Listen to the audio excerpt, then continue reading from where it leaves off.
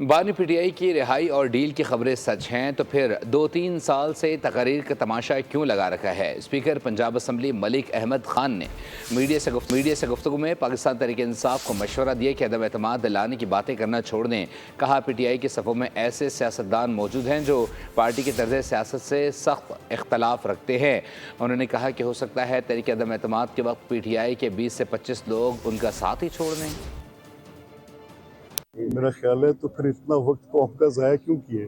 ये इतना हिजान, इतना शोर शराबा, इतनी तकारीरें, ये जो पीछे पूरे 3-4 साल से एक ड्रामा लगाया हुआ है, तो फिर उसकी जब ये बानी या चेयरमैन वटेवर जो भी आपने कहते हैं, तो वो फिर ये क्यों लोगों को भड़काया। ऐसा कोई काम करेंगे तो मैं यकीन से आपको कह सकता हूँ उनके अपने वोटों में से काफ़ी सारे वोट नहीं मिलेंगे, क्योंकि उनको इस तर्ज सियासत पे बड़ा शदीद एतराज़ है। कोई ऐसा काम ना करना, 20, 22, 25, 30 किसी हद तक तो बात जा सकती है। सब्सक्राइब करें और बेल दबाएं ताकि कोई खबर रह न जाए।